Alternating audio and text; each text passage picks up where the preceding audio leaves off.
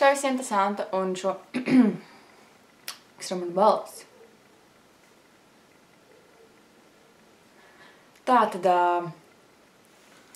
šonadēļ es nefilmēšu video priekš jums, to darīs Emo-Santa, jo es gribēju uzfilmēt tā kā video priekš jums liederīgi, vai arī brīvdienās, prāt nāca Emo-Santa un teica, ka mani video ir galīgi stulbi un ka viņi nav forši, ka viņi ir cringy un tā tālāk. Tāpēc viņi izdomāja, ka viņi uzfilmēs video šonadēļ. Tu vari pastāstīt, kas tad būs šīs nedēļas video? Tātad manā video jūs varēsiet redzēt, kā patiešām vajag pavadīt brīvdienas, nevis kaut kādu, nezinu, fufeli, ko Santa parasti stāsta. Tā kā, jā, mans video būs vienkārši palīdzoši, pamācoši. Tātad sākumā mēs savandīsim visu istabu, lai vienkārši tas pats, kas notiek mūsu galvā, atspoguļojas mūsu istabā. Tā kā istaba nekārtīga, domas galvā nekārtīgas, kaut ko tur visu ir apkārt vāļais. Tā kā, mēs vienkārši ņemsim un bišķiņu. Jo nekārtīgāk, jo labāk. Mūsu domas galvā arī šaudās uz visām pusēm, tāpēc vajag tā bišķiņu.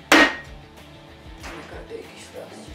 Pēc tam mēs paņemam skočiņu un šķērītes un mēs aizlīmēsim cietodlis, lai neviens netraucē mūsu pārdomu pilnajās brīvdienās. Jo, zin kā, nevajag.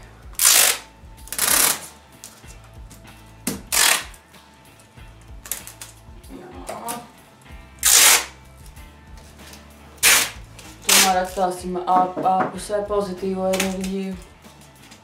Nevajag mums satikt cilvēkus. Jā. Pēc tam mēs ņemam un aizveram aizkarus, ko māte no rīta attaisīja vaļā. Dieva dēļ, lai neienāk saules gaisma istabā. To mums nevajag. Vai tu plānoji šajās brīvdienās izpildīt visus mājas darbus, ko skolā uzdeva? Aizmirst mājas darbus.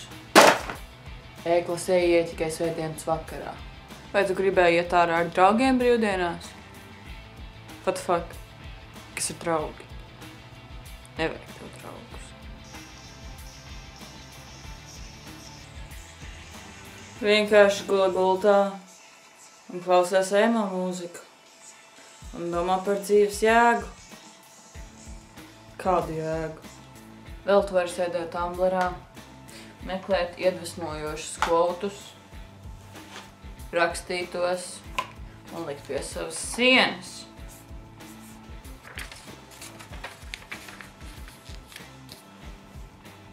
Mammai patiks dekorācijas.